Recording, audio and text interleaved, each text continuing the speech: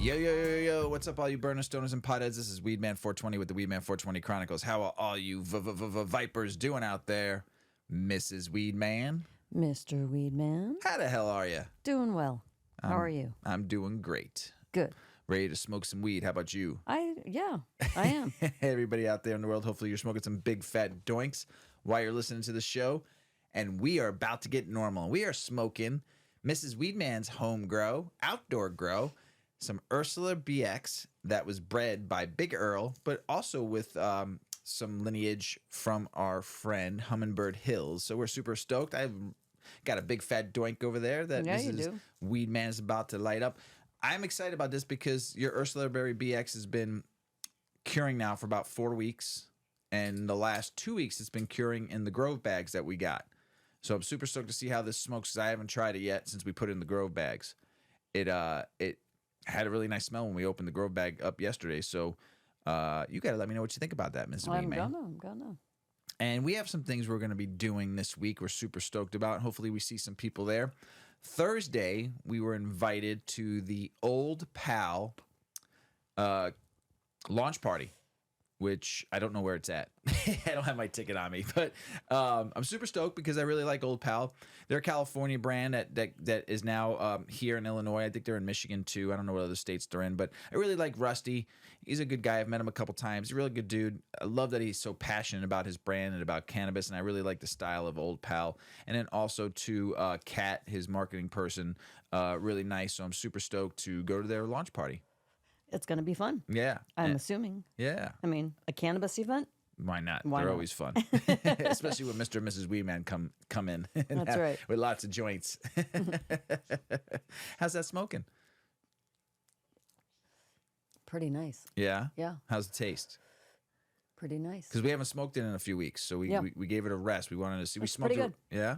Yeah. Nice. It's like I had said, all along while I was growing it, it was not a super fragrant grow. I think because of it being outdoors. It had a nice smell when you touched it with your hands and put your fingers on the leaves and stuff like that. It's good, though. After being in the Grove bags, I think it made a big difference. I feel like it really helped cure it. Livened it up. Yeah. Nice. Yeah, it's a good strain. The high was good when we were smoking it before we even really cured it.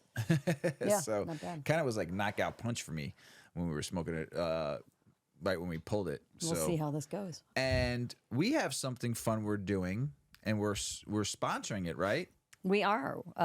This Sunday is the first High Focus Media Urban Legend Cup.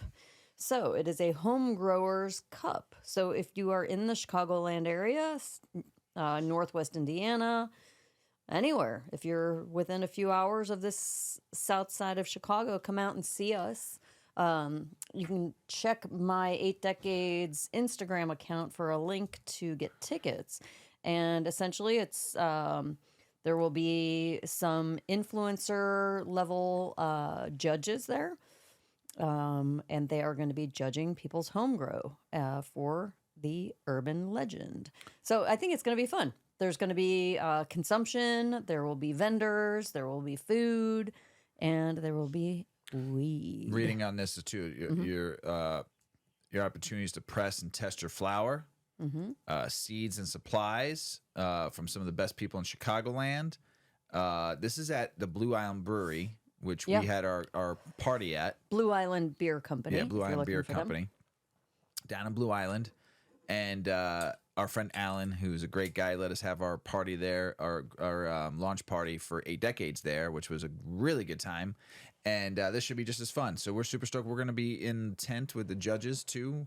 Come play with our tray and roll yourself a joint. And we'll be inside and outside, too, having some fun. Yeah, 8 Decades is one of the sponsors. And the judges will be using our trays to roll their joints. Yeah. So you'll see all of our goods out there. We're going to have a little pop-up shop so you can buy on site and just be around some great cannabis community. Yes. It'll be fun. Yeah, it should be fun. I'm excited because finally the South Side has come. Yeah, finally an event on the South Side. How about it? The South Side, we get really left out. Yeah, we do.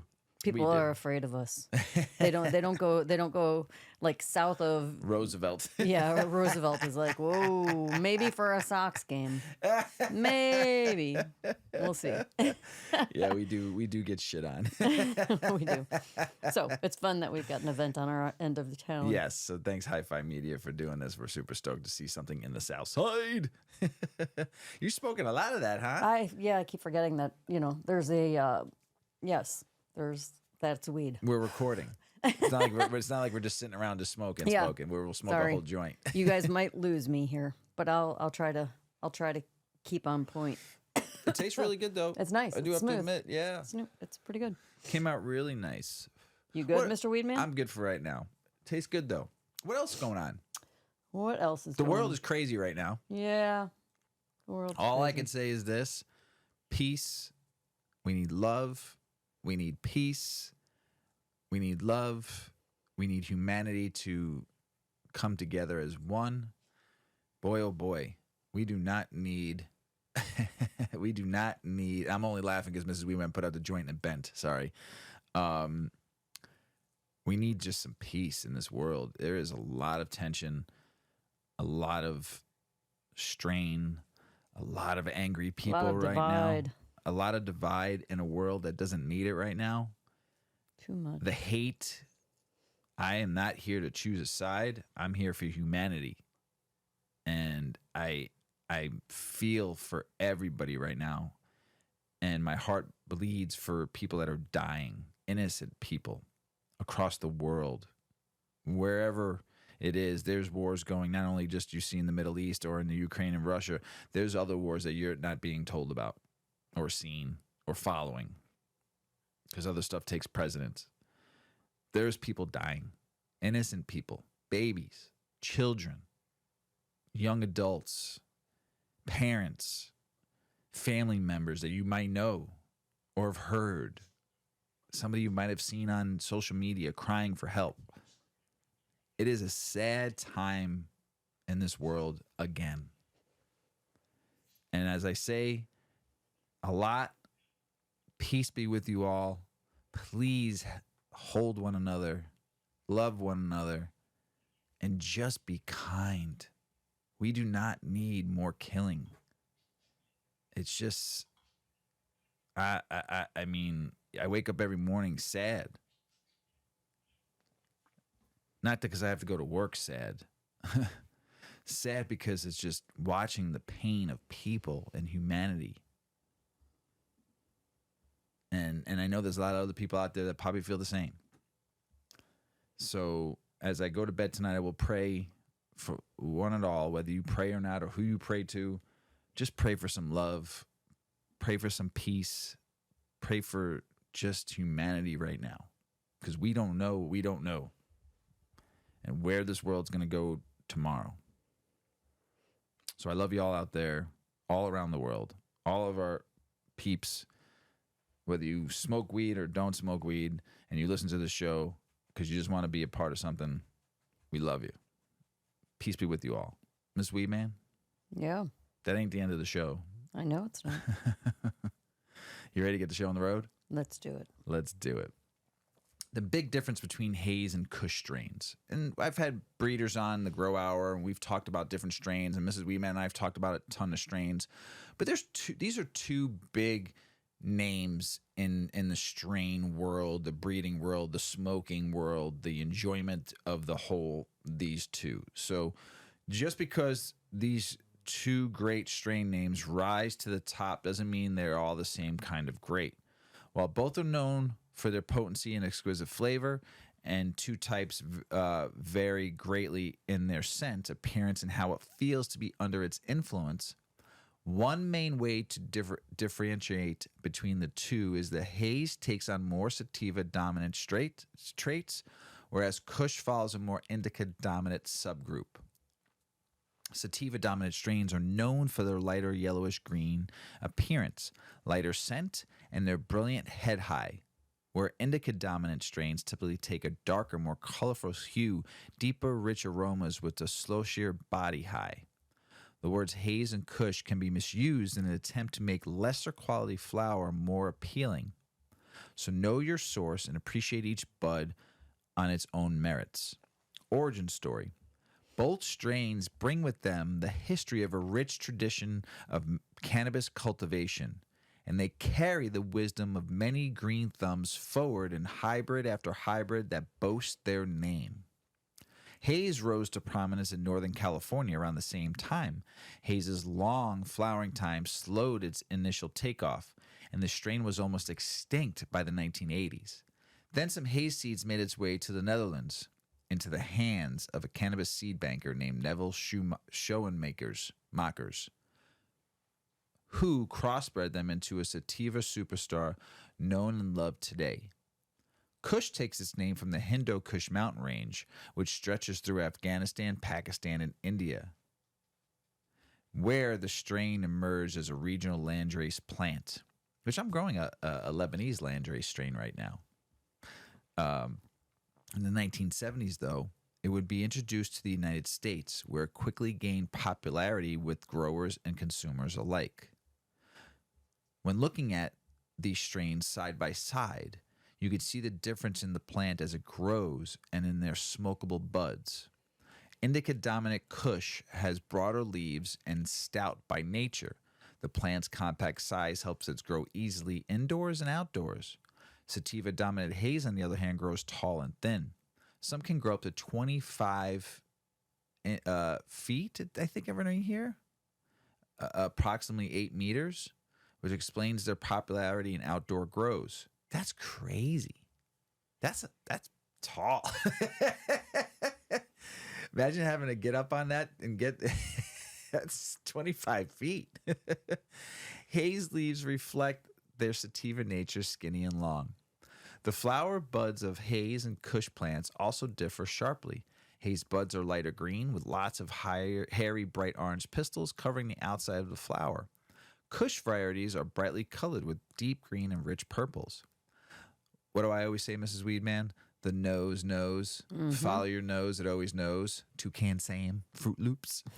Taking in a big whiff of these strains will also let the use know which plant they are about to use. Indica-dominant strains tend to have a sweet and sour odor, while sativa-dominant strains seem to have more fresh types of odors to their buds. Haze and Kush strains generally follow these broad characteristics, but their own aromas help differentiate between the two. Haze has uniquely spicy citrus smell that is earthly sweet. It definitely stands out in a crowd. Kush carries its own distinctive sweet, pungent earthiness, but it hits the nose hard with rich notes that can vary with pine, spice, pepper, and even incense. Taste the greatness. What it was called? Taste the Rainbow? What commercial was that? Skittles? Yes. Yeah, Taste the Rainbow, right? You should know that, you Skittle lover, Mrs. Weedman. Reflecting through each inhale and exhale provides the smoker a unique experience when it comes to the taste of each strain. Both of these strains boast distinctive flavors. Haze strains taste brighter, and they are said to have earthly sweet citrus profiles with an almost a sweet and sour flavor. Kush strains offer smooth and complex flavors filled with notes of flowers, grapes, citrus, diesel, and earth. Experience the moment. When using these strains, their experiences differ widely. Indica strains lean to a strong body high and are helpful for people looking to relieve anxiety, body pain, and insomnia. The sativa plant provides an experience described as uplifting and energetic. The cerebral high drop the use in creative, active moods, but every experience is different. Both Haze and Kush are known for their high feelings euphoric and happy in nature, but Haze highs feel more energetic, while Kush tends to feel sleepier.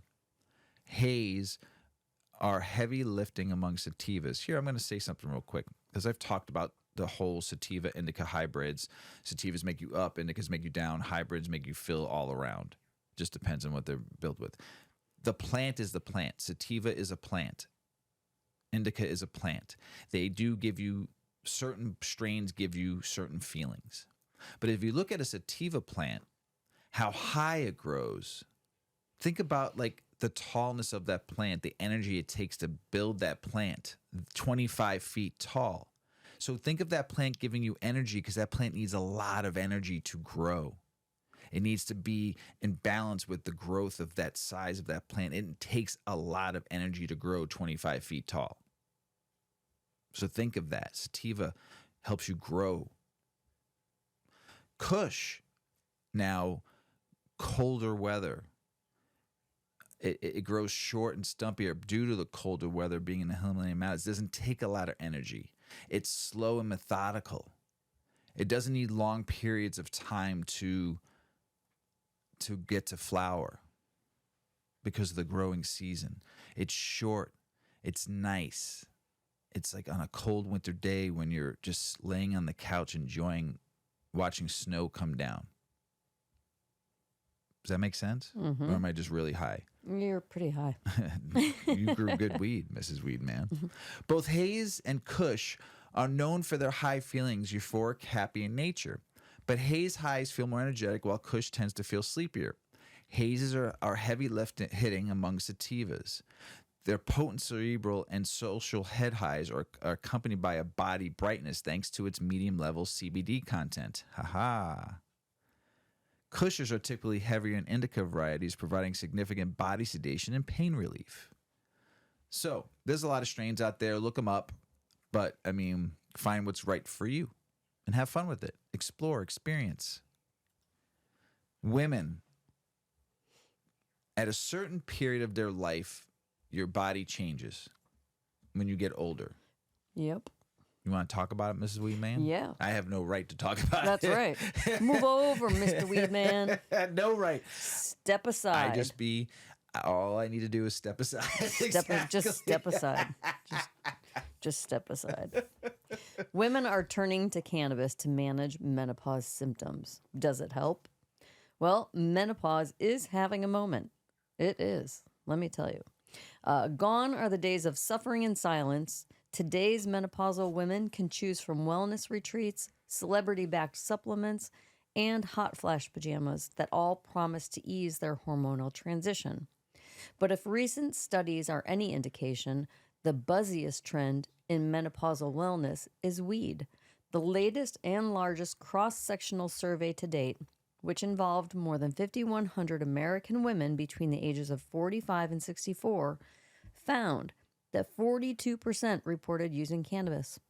Of those users, 13% solely used the plant in edible and vape form to manage age-related symptoms like chronic pain, while 6% specifically turned to weed to treat symptoms of menopause, such as anxiety and sleep disorders. The study, led by Carolyn Gibson, health services researcher at the University of California, San Francisco, and presented at the Menopause Society's annual meeting in September, offered a glimpse into the new normal for midlife women in the age of cannabis legalization. Gibson stated in a press release, "We know that cannabis products are being marketed toward women to manage menopause symptoms, and these findings suggest that midlife women are turning to cannabis for menopause symptoms and other common issues in the menopause transition."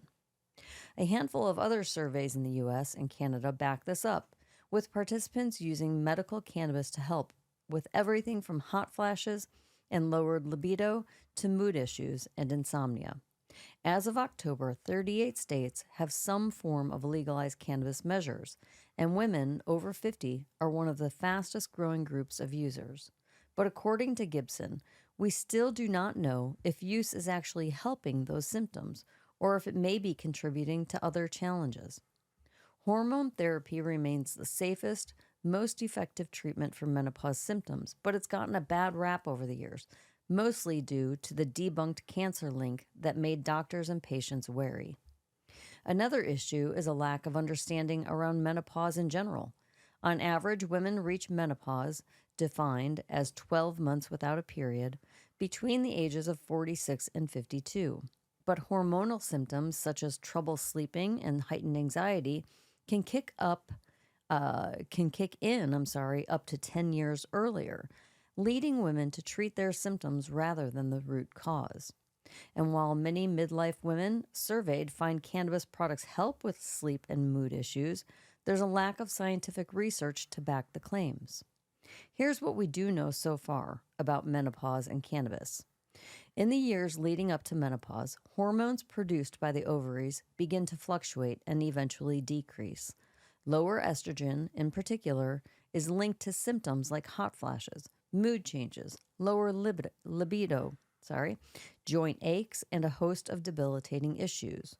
But in recent years, researchers have honed in on the endocannabinoid system, a complex network of transmitters that regulate hormones such as estrogen. Endocannabinoids act as an internal air traffic control, regulating everything from body temperature to sleep-wake cycles, memory, bone health, and sexual function. But a shift in hormones can throw the system's whole homeostatic balance out of whack. Here's where it gets interesting. Cannabinoids found in the cannabis plant mimic certain endocannabinoids inside your body. So theoretically, since THC might mimic anandamide, the temperature-regulating endocannabinoid, it should help with hot flashes, said Dr. Laura Stryker, clinical professor of obstetrics and gynecology at Northwestern University's Feinberg School of Medicine and the author of Hot Flash Hell, a gynecologist's guide to turning down the heat. So does it actually help hot flashes? We don't know. And that's the research we need, she said. In theory, fewer hot flashes means better sleep, and better sleep can reduce anxiety and a whole host of other menopausal symptoms. For women suffering from sleep disorders, there is some early evidence that cannabis might help regulate sleep-wake cycles and reduce anxiety linked to menopause. But there are a lot of unknowns in regard to long-term risks and potential interactions with other medications. More is known about CBD, the non-psychoactive cannabinoid found in cannabis. It has anti-inflammatory properties and promotes blood flow, which may help ease joint aches and vaginal dryness caused by decreased hormone levels. On its own, it's legal across the country and sold as cream and oil-based products that you can apply directly to pain points. But like all cannabis treatments, even CBD has a lot of unknowns. But that hasn't stopped a whole host of new menopause-centric cannabis products from hitting the market, from vaginal suppositories for hot flashes to menopause-branded gummies and oils for anxiety and sleep support. Apart from anecdotal evidence, not much is known about the effects of cannabis on menopause symptoms, though. To date, there are 0 clinical trials exploring the risks and efficacy for menopause symptoms. Scientific research on cannabis has long focused on male participants and, to a lesser degree, younger women, 2 groups that metabolize cannabis faster than menopausal-aged women. The first thing we need to do is a randomized controlled trial on women who are using cannabis to treat these symptoms, and a control group not using cannabis, in order to see which symptoms improve and which do not, said Dr. Stephanie Faubian, director of the Mayo Clinic Center for Women's Health and medical director of the Menopause Society. But that's easier said than done. While legalization varies by state, cannabis remains a federally classified Schedule I drug, making it much harder to obtain for scientific research.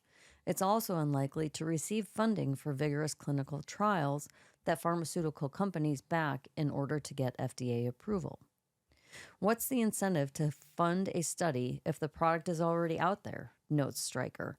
Moreover, what happens if they find that cannabis doesn't work?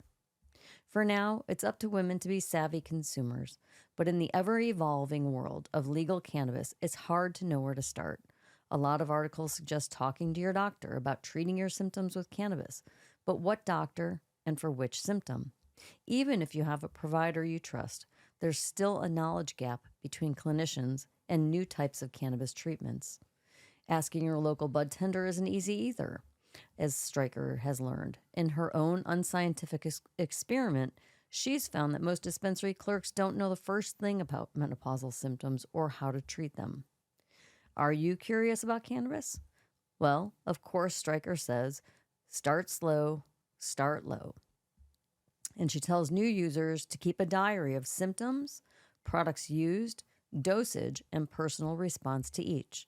The thing that I think is most important is that you do not have to get high to get the benefits of cannabis, says Scanlon. Understanding how cannabis is dosed is also really important, especially if you're buying it in an edible or topical form. She says to look for products with a higher ratio of CBD to THC. Think a ratio of 3-to-1 or 20-to-1, and she also suggests starting with no more than 2 to 3 milligrams of THC. While cannabis gummies are popular for sleep, they also take longer to kick in and can last up to 6 hours. For faster, shorter-acting effects, Scanlon suggests oil tinctures for short-term pain and anxiety relief because they metabolize quicker. If you do find yourself feeling too high, Scanlon suggests a drop of CBD oil under your tongue, and it will bring you back down and help you feel more like yourself. Overall, it's a process of trial and error. Everyone's endocannabinoid system is different, so you have to experiment to find the amount that makes you feel your best. Other experts suggest first trying more mainstream options to manage menopause symptoms before experimenting with cannabis. I think women need to back up a little bit here, says Fabian. Why are you going to use an unproven therapy when we have plenty of safe and effective therapies, including hormone therapy, available for treatment of menopause symptoms? Okay, I'm just going to stop here because I am in the thick of menopause. I also have a health condition that's kind of intense, I'll just say, and that requires a medication that's kind of intense. So I have menopausal symptoms, I have health condition symptoms, and I have medication side effects. And all of them absolutely overlap. So my body doesn't know what the fuck to do. And it's really frustrating. And I can say that for myself, it is a struggle because you don't sleep for a number of reasons. You're tossing, you're turning, menopause, hot flashes. Like they say, then you're tired, then you're anxious, then you don't sleep, and da-da-da-da-da. It's this big cycle. And I don't talk to my many doctors that I see frequently about my use of cannabis because I don't trust the system. I just don't. I have seen just about every specialist under the sun, oncology, hematology, rheumatology, OB-GYN, what else? Ear, nose, and throat, GI. I mean, do you want me to keep going? Allergy, skin, dermatology, skin cancer surgeons. I mean, it's ridiculous, okay? It's a lot. And if I can find some bit of relief from a natural plant, I am not going to allow the government to take that right away from me. I'm going to get a little emotional, and I'm not going to allow the laws to prevent me from being insured. And my concern is that because doctors don't understand cannabis, and again, I hint at things, I suggest, I don't say I use it, I suggest just to get a feel, just to put a pulse out there. And I can tell in their expression, I can tell in their immediate response that these doctors don't understand it. I can also tell you, doctors don't even touch you. They see you and treat you for all of these conditions. They hardly even put a hand on your shoulder. If you get that, you might get, oh, everything's going to be okay, and a little pat. That you don't even go on an exam table for most of your physicians these days. When you're like dealing with specialists and things, in my experiences with the condition I have, you see all these people who just tell you how you need to live your life, and the symptoms and things that you're going to be dealing with, and the medications that you should be taking, and almost point the finger that you're not cooperative if you don't want to take more of these medicines. And then when you say, how about a vitamin? How about cannabis? And you just see their faces like, are you kidding me? Like you're stupid or something. It's not that you're stupid. It's just ignorant. They think you're no, ignorant. Here's the thing. It's not. They're clinicians. They're scientists, and they're not there to study natural health. They're there to look at things as a scientific problem that they can solve with a scientific substance. And your unregulated drug, as they would call it, is not science yet because the FDA doesn't approve it. So they'll suggest that you take one more drug, and then the symptoms are here, so let's take another drug. Well, why won't you take this drug, and why won't you take this drug? Well, if you get the side effects, we can give you a drug for that. You can have this, and you can have that, and they'll just keep handing this fucking shit out all day long. And you suggest that you want to use some sort of natural therapy, and they're like, oh, that could interfere with your medication. Well, you know what? I'm going to make that choice for myself. And I'm going to take as few medications as I possibly can. And if I can supplement with cannabis to get through some of this bullshit in my life, I'm going to do it. But I honestly don't trust the system that I could openly talk to any of my physicians about how cannabis helps me. So that's my little banter. And I'm going to go back to this because I think that we all have to live our lives the way that we feel we need to live them. And a doctor is in no way going to force me to do something that I don't want to do. It is ultimately my choice. But we have this wonderful plant, and I intend to use it for the rest of my life. And I'm not going to let a doctor strong arm me and make me think that it's bad for me because they just don't know. So, anyway, Stryker, one of the women in this article, agrees that hormone, and this is the other thing, I've had the suggestion of hormone therapies for hot flashes and everything, but when you have overlap, which I'm sure I'm far from the only person who has overlapping health issues. So, I have a condition that causes another condition and medication to take care of those. And then you have menopause, like I said, and then you just have life. And how do you, what if they're giving me a medication and really this is just a symptom of, I kind of got lost in my own thoughts. Anyway, I just don't want to take more medicines than I have to. So the hormone therapy, this woman is saying, is the gold standard for symptom treatment. But there are some concerns about taking that, right? Anything has potential side effects. Women with menopause, this is a quote, symptoms that negatively impact their ability to function are desperate for answers. And some feel like cannabis is the answer, says Stryker, who's conducting her own online survey of menopausal cannabis users. Is it better to eat a cannabis gummy for sleep than a sleeping pill?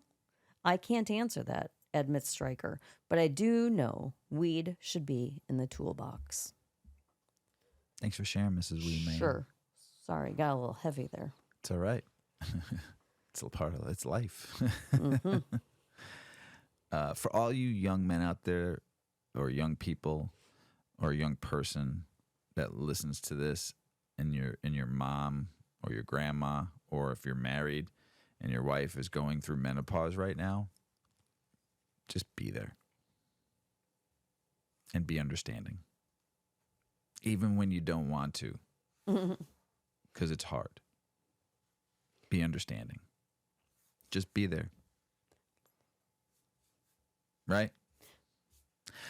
Right. Or just take a break and say, I'm going to go for a walk right now.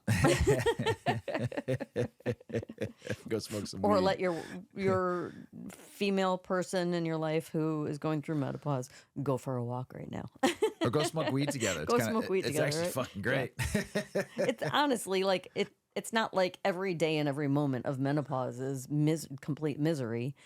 The biggest aspect for most women, I think, is hot flashes. And fine, like I am a woman in business. I meet with clients. I am professional. Like I'm working and gaining trust of clients to help them make the biggest purchase of their life, their home. It's kind of a big deal. You're like the face of this transaction. They look to you for advice. They look to you for help in negotiating. In this insane market that we're in right now, they look to you like for all the answers. Like, I need a house and I know it's almost impossible to make that happen. Can you be the person to make that happen for me? Or I'm selling my house. Can you be the person to find the buyer for my house? But, it's this whole snowball effect. And here I am, like, talking all my, like, information that I know about actively working in this market. And then all of a sudden I'm like in this, like, drenching sweat. My hair is, like, stuck to my face. And literally I have sweat, like, dripping, like, under my eyes, like, on my cheeks. And I'm trying to stay composed. And it's like, okay, do you stop and tell your client, oh, excuse me, I'm having a hot flash? Like, you're supposed to keep business and personal separate. Like, there's this line of professionalism you don't want to cross.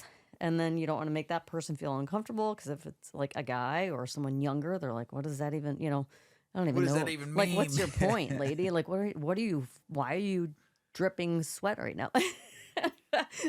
So I will say, though, we're not terrible when we're going through menopause. It's not every minute. No. But in those moments, or your wife comes home, or just be there. Your person comes home from work with that story of being in that moment and they just felt embarrassed or whatever, just be there for That's them. all I just said. That's all. Just be there. Be there to hand them a joint and say, here. Let's go smoke. Let's go smoke. Human use of cannabis for food, fiber, and psychoactive effects stretches back millennia, new report says.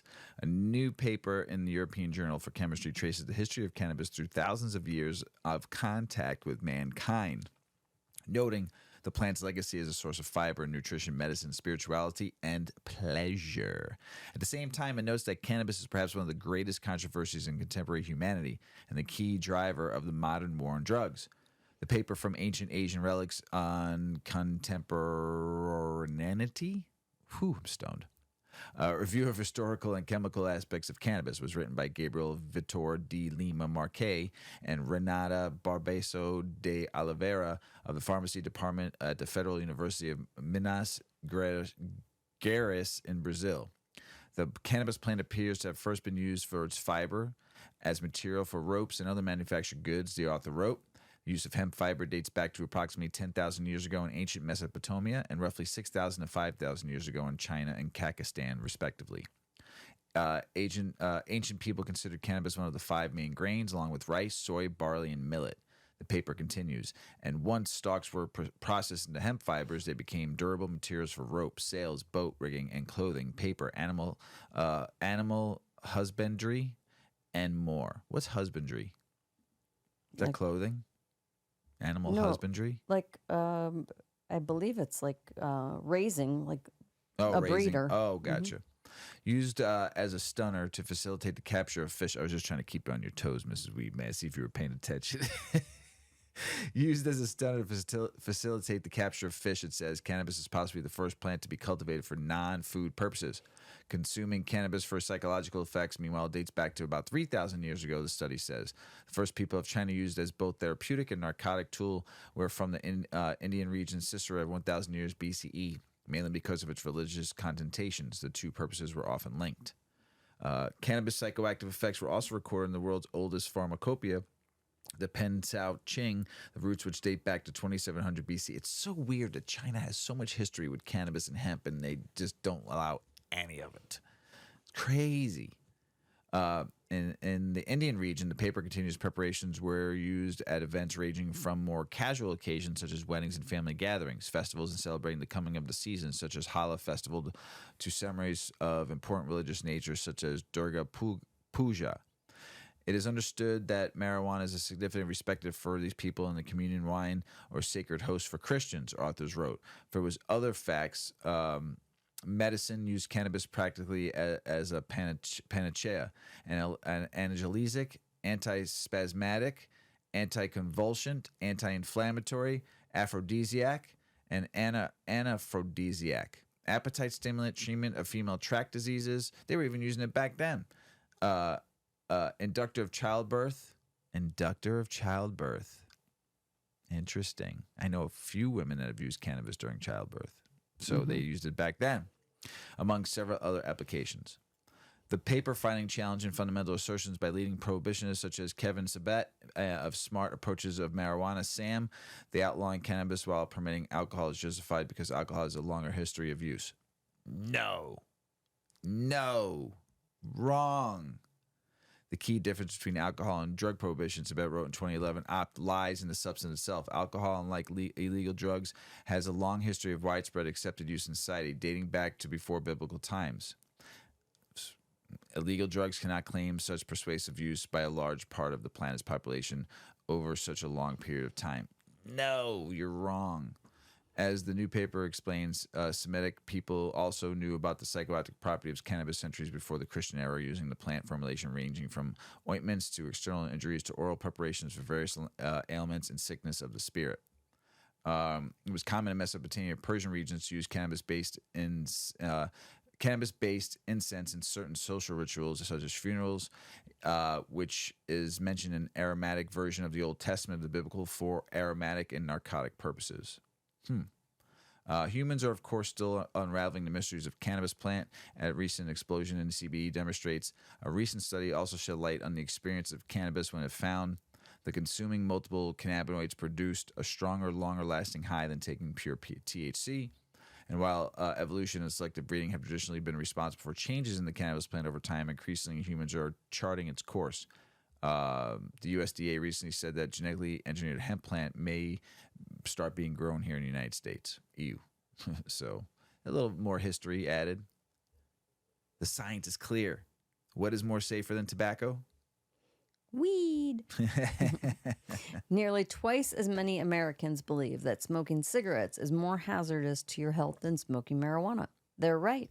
Numerous studies assessing the long-term health impacts of cannabis smoke exposure question the myth that marijuana is associated with the same sort of well-established adverse respiratory hazards as tobacco. For example, federally funded research at the University of California, Los Angeles compared the lifetime risk of lung cancer among more than 2,000 long-term marijuana smokers, tobacco smokers, and non-smokers.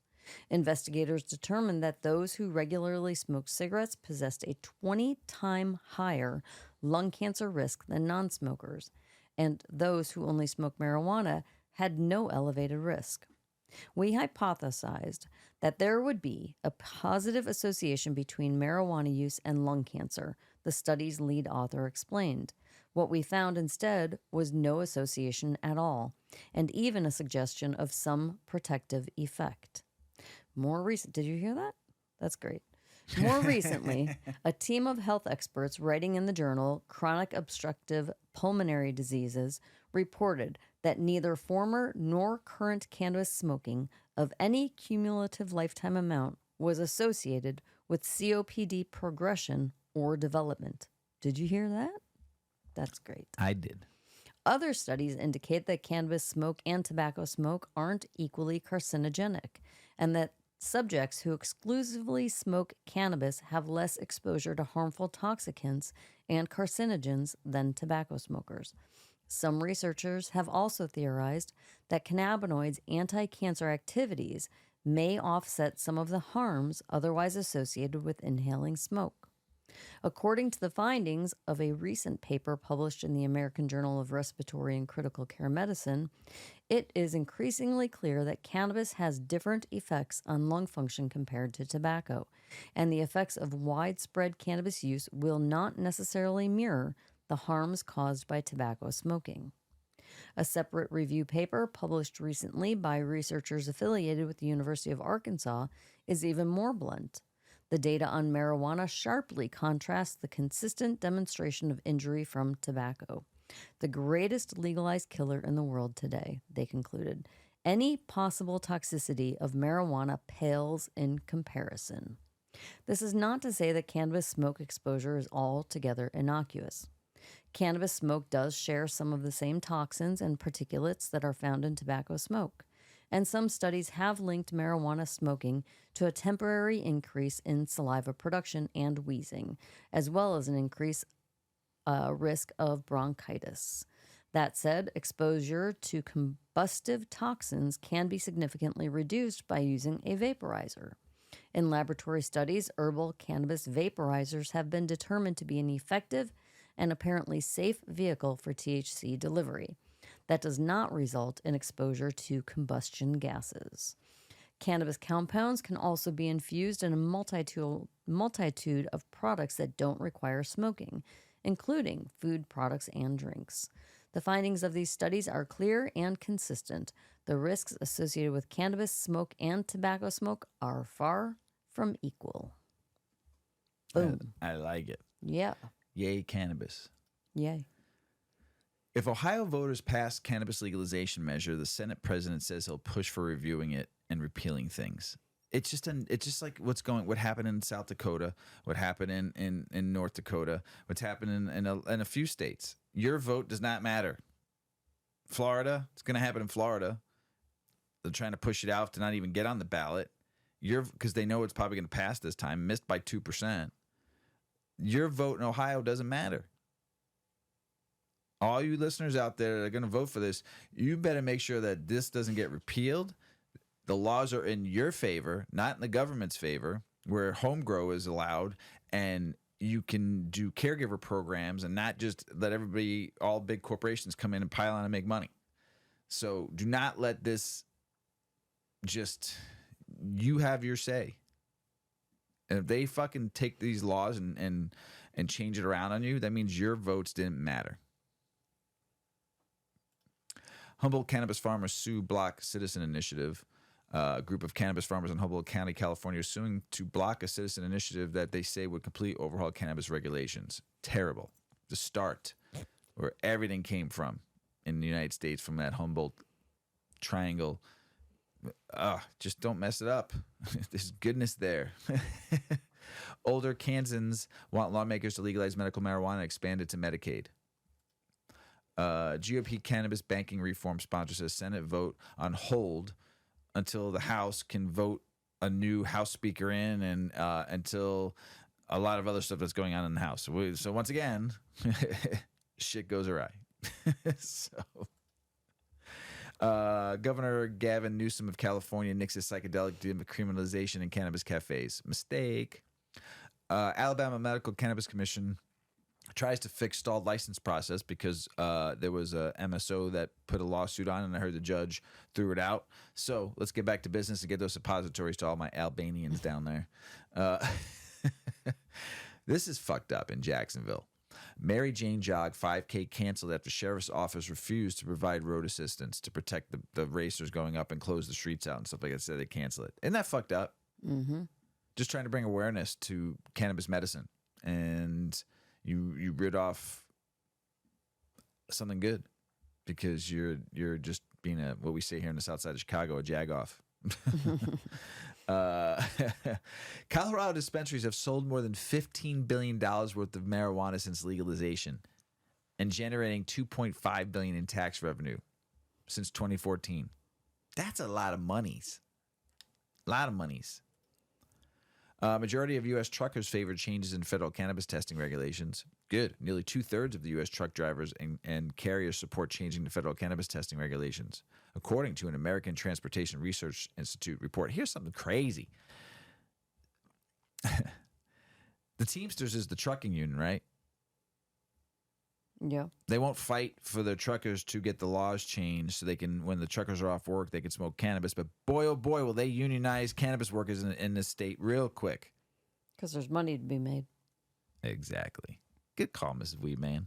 That weed makes us smart. Could West Virginia schools start allowing medical marijuana? The guidelines for administering medical marijuana to students in West Virginia schools resemble the current policies for prescriptions, but is more restrictive. So some students, would a doctor or physician prescribe medical marijuana for whatever their qualifying condition is, but one major difference for marijuana is that the school nurse cannot administer it to a student. Ooh, so that means the parents would have to come. Should be some sort of training for nurses. Feds clarify that doctor-recommended medical marijuana is no excuse for a positive THC test under the new workplace guidelines. Man. Just, we ain't moving forward. We're moving 2 steps back right now. All right, so there's an MSO, Cannabis, Corpo Cannabis, down in Florida.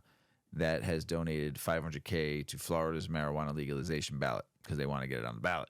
And to date, this company has total donations to staggering almost $40 million. That's a lot of money to try to get it passed. Because in Florida, you own a cultivation. In Florida, you own dispensaries also, because only your cultivated weed can be sold in your dispensaries. That's even a crazier law, if I read that right. Mm-hmm. So this company's got a lot at stake in Florida because they have their own cultivation and they have a lot. I think they're the most dispensaries in Florida. I think they have over 50, maybe more. I'm not exactly 100% sure on that, but they have a lot.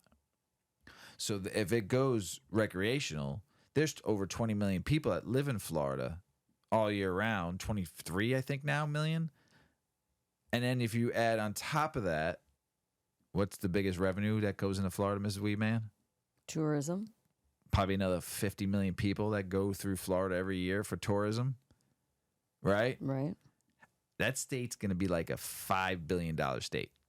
You think $39 million is a drop in the bucket for this corporate cannabis company to drop because they know they're going to be making $1 billion or $2 billion in 2 or 3 years from now.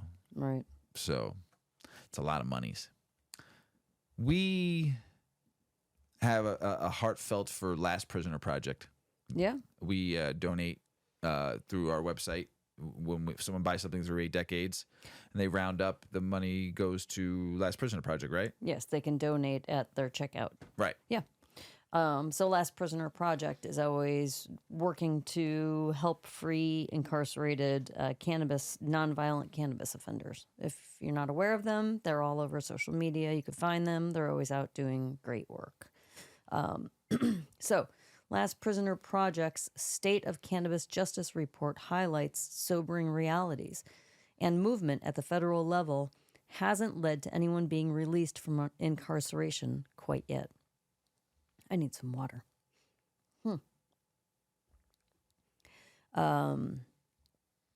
They highlighted some startling realities despite recent promises and movement at the federal level to loosen laws around the prohibition of cannabis. 1 year after President Joe Biden pledged to expunge certain low-level cannabis convictions, Last Prisoner Project released its State of Cannabis Justice Report last week. While promises have been made, has anyone actually been released from prison? Well, on October 6th of 2022, Biden announced historic steps to advance the end of cannabis prohibition in the country by pardoning over 6,500 individuals for low-level cannabis offenses. And while it was a baby step in the right direction, no one was actually released from prison, Last Prisoner Project announced. In addition, President Biden initiated a scheduling review of cannabis to lower it from Schedule 1 to Schedule 3. But unless cannabis is fully descheduled, it would also not free any of the approximately 3,000 people who are still incarcerated at the federal level for cannabis. Justice is not achieved through mere legalization alone, but by undoing the harms caused by cannabis prohibition, the report's announcement reads. 24 states have enacted cannabis-specific record clearance laws, and 10 states have enacted cannabis-specific resentencing laws. Our report allows the public to compare, contrast, and learn about each state's efforts to improve the consequences of cannabis convictions. And while a year has passed since Biden's pledge, few things have changed for cannabis law in the United States. As we mark the first anniversary of President Biden's cannabis proclamation, Last Prisoner Project reaffirms its dedication to the pursuit of justice, equity, and compassion. The announcement continues. We remain committed to dismantling the harmful legacy of the war on drugs and ensuring that those affected by cannabis prohibition are not forgotten. Most people incarcerated for cannabis aren't convicted at the state level, it turns out. That's why Last Prisoner Project wants volunteers to send thousands of letters from the public urging their governors to grant cannabis clemency through our Pardons to Progress campaign. Last Prisoner Project is also uplifting the voices of specific people who are harmed by cannabis criminalization through their Pen to Write History campaign.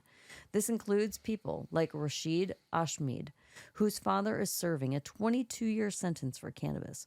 Last Prisoner Project commends the steps taken by Biden so far, but they also want to urge the president to right the wrongs of history by granting broad cannabis clemency, which he could achieve with the stroke of a pen. Last Prisoner Project focuses on 3 key criminal justice reform initiatives: prisoner release, cannabis record clearance, and re-entry support.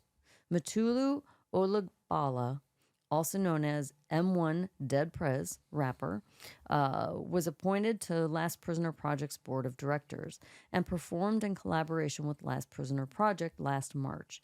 He pointed out that people need to see the bigger picture. It's plain to see that the U.S. agenda of mass incarceration is still their priority. M1 told High Times last June, "This is glaring due to the changed public perception and recent decriminalization of cannabis. These contradictions expose the depth of injustice in this country as the undeniable power of plant medicine continues to grow." According to the FBI's Crime Data Explorer, state and local enforcement agencies reported 170,856 arrests for cannabis possession in 2021, slightly down from over 226,000 in 2020. It's legal in more than half the states. There are many examples of lives that have been ruined by the federal prohibition of cannabis, but some progress has been made. Richard DeLisi served 32 years of a 99-year sentence for a non-violent crime. He was released from prison on December 8th of 2020. But during his time in prison, DeLisi's wife and other family members passed away. His daughter was paralyzed, and he missed many memories. At age 71, he was released from prison in Florida, making him the longest-serving non-violent cannabis prisoner in the United States. People like DeLisi deserve to have an early hand in legal cannabis, probably more than anyone. Another example is California's cannabis prisoner Luke Scarmazzo, who was freed from prison on February 3rd. Today, after serving nearly 15... Oh, I just bit my lip. I'm like, wow, I'm doing really good reading here. Sorry. He says, today, after serving nearly 15 years in prison for operating a cannabis dispensary, I was granted my freedom, Scarmazzo wrote on social media. The feeling is surreal. We've worked toward this day for so long. This was a huge victory for my family, friends, community, and the entire cannabis movement. I'll take a moment to enjoy this, but make no mistake, there's still so much to be done. My people need to be freed, and that hard work begins now. Oh, man. And you were reading so well. I was too. reading so well. So Conk, good. I just chomped down on my lip. I'm all right. I'm dying. That was too good. We're just trying to keep everybody on their toes on that one. Yeah. International news. A draft bill in Tasmania would require destruction of crops that cross the limit of 1% THC. Oh, my goodness. Under Tasmania Original 2015 hemp bill, industrial hemp can be grown only from certified hemp varieties that typically express a maximum of 0.5%. But the maximum limit is harvested crops full 1%, which essentially marks the dividing line between hemp and marijuana. All Tasmanian hemp crops are tested for THC content. Bam. Bring in the cops that come and tear it down and destroy it. And then the research license, the bill would also adjust language regarding the license of research projects by renaming special license to special research license so you can get that 1%. So they're trying to amend some stuff, but who knows? Man, that's just weak. Weak sauce right there. Ukraine Healthcare Committee approves medical marijuana bill. The second draft bill to be legalized medical marijuana in Ukraine was approved by the country's healthcare committee. Ukraine MP and committee member Olga Stefanshina confirmed the committee recommended a medical cannabis bill for the second reading, and the parliament reported a new voice of Ukraine. They're going to need cannabis after all this is over. I mean, half of that country's in rubble. And, I mean, there's gonna be a lot of PTSD and a lot of fucked up people after this. So pass that fucking medical bill and just give them free cannabis. Don't even charge them because they're gonna need it to get their shit and their brains back in order after this. Albania assessing hemp growth opportunities. A local hemp industry organization in Albania is asking farmers to examine hemp growth opportunities. The news comes less than 3 months after the Albanian parliament legalized cannabis for medical and industrial use. Sweet. United Kingdom biggest independent cannabis use study missing black participants. Last year, King College London announced the world's largest independent marijuana use research study, Cannabis and Me. About 1 year later, the study is having difficulties finding enough diverse participants in the London area. The lead research raised concerns about the study result due to its lack of diversity.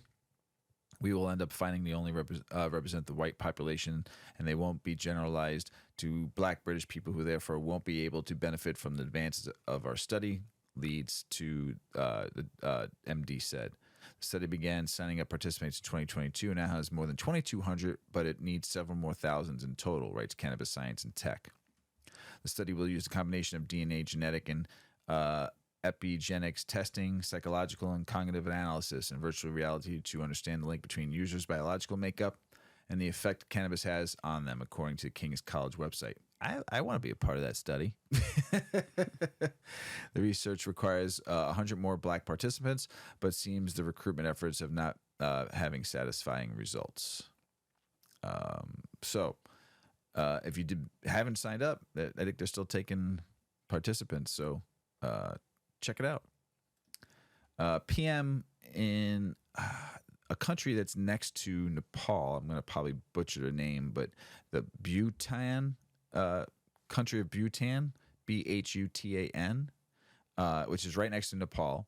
The PM says no to legalizing cannabis due to his trade with some Indian states, and New Delhi being one of them. So his concern is they might not want to trade because it's not legal in India, except for Bang, that's weird. But so he's afraid to legalize cannabis in his country, which is a bummer because that's part of all the Himalayan mountains and stuff too, where they could probably grow some great Hindu Kush.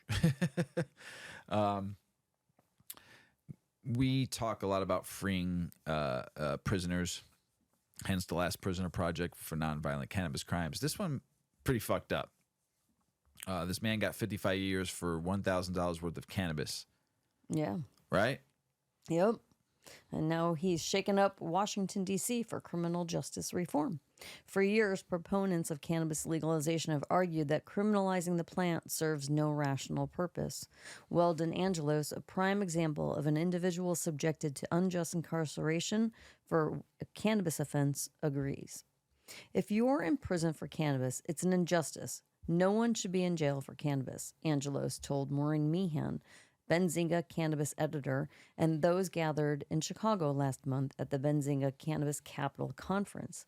Angelos was given a 55-year prison sentence at the age of 24 for less than $1,000 worth of cannabis. 55 years.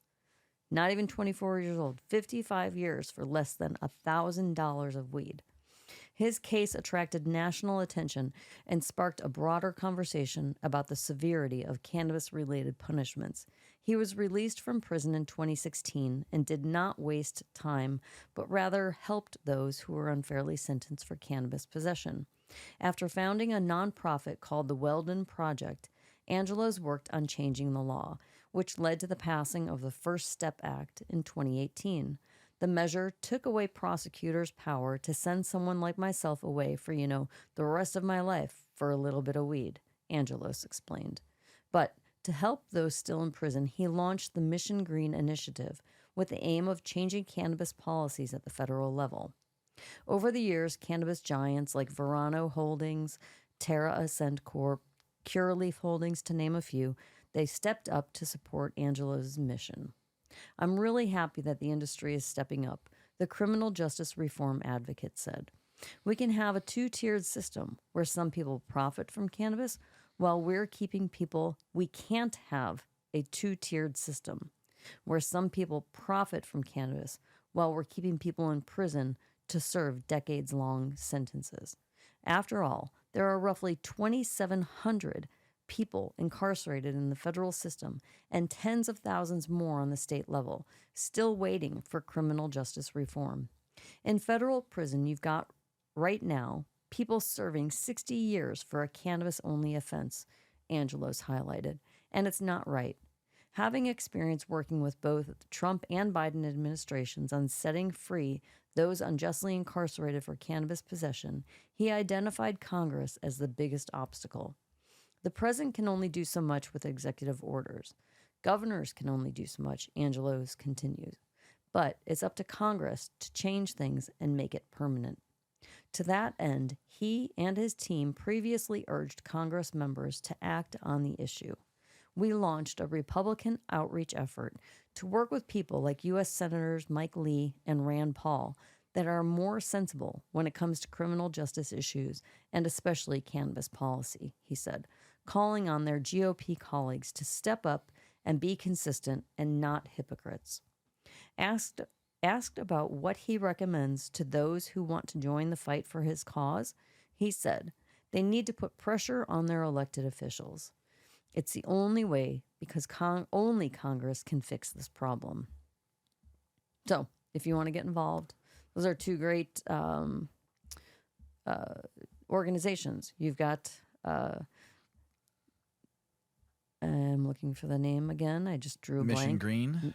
Weldon Project, and you've got Last Prisoner Project. Yep. He launched the Mission Green initiative, right? Yes, the Mission Green initiative. Right. Yep. There is a problem in Congress. They can never get anything done.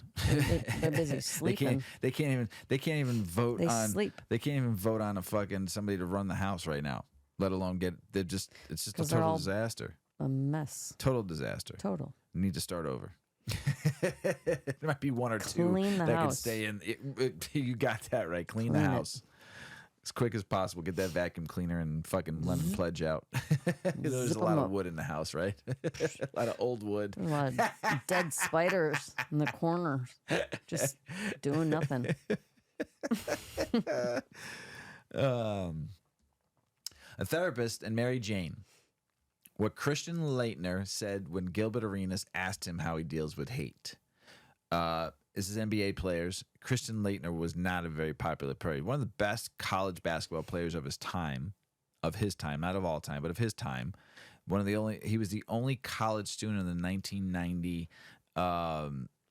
Dream Team, Olympic basketball team, because they went all pro that year, because they were tired of getting beat. So he was the only one. It was a big controversy to let him on too. It was kind of crazy. So he was not a very popular player when he got to the pros. His pro career was not very long, but he played with Gilbert Arenas in Washington. Among all the teammates he played with, Agent Zero said he never saw NBA fans hate anyone as much as they hated Leitner.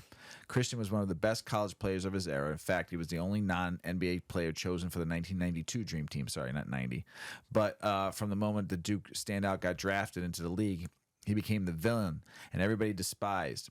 When Gil began to notice that, he went up to Leitner and asked why. Speaking at the No Chill Gil podcast, a former Wizards All-Star narrated, It was the first time that I seen a man just get booed as soon as he came on the court. He came in like the last 7 minutes, and man, it was killing him. I was like, yo, what'd you do? And he was like, this is how it's been my whole career, he said. This is the only time I get cheered is when whatever home team I'm playing for, other than that. I get booed like this everywhere I go, he said. Ever since he was in college, when I stepped on the dude's chest, and then plus I'm playing for Duke, the most hated team, Gil narrated. So when he was playing on a court, he stepped on some dude's chest. So I'm like, how do you deal with this? He says, a therapist, this is Christian Leitner, a therapist and Mary Jane. Me, I was clueless, so I asked, your wife Mary Jane? He's like, nah, Mary Jane. And I say, you could smoke? And he says, like, no, yeah, everywhere I go. Arenas told the story. Christian Leitner was the next great white hope, but he played in an NCAA era where fans gravitated towards Jerry Tarkanen's UNLV running Rebels and Michigan's Fab Five. Leitner led Duke to 4 straight Final Four appearances, winning 2 NCAA titles. The icing on the cake was beating out Shaquille O'Neal for the lone collegiate spot in the 1992 Dream Team. Man, I wonder why he got booed too. So Leitner was the 3rd overall pick in the 1992 behind Shaq and Alonzo Mourning, but he never lived up to his expectations. To add insult to injury, fans only enjoyed the fact that he failed as a player. It was difficult to deal with, so Latner turned to Mary Jane, just like many other players do and did. So also Jakeem Noah also claimed that marijuana helped him and many other players too. So it's a funny story. I never knew that though, so I had to read it. Mrs. Weedman. Mr. Weedman. That's the end of the show. Yeah. You got anything else to say? Have a great week, everybody. Stay well. And hope you don't have too many hot flashes. Smoke weed if you do. Smoke weed if you do. I'm going to say it again, like I said earlier in the show. Peace be with you all. I love you. Be kind to one another. Don't choose sides. Choose humanity. I love you all out there. As Paulie always says, smoke smart. Puff, puff, and away. Puff, puff, pass. Check out our cannabis lifestyle brand online at 8decades.com.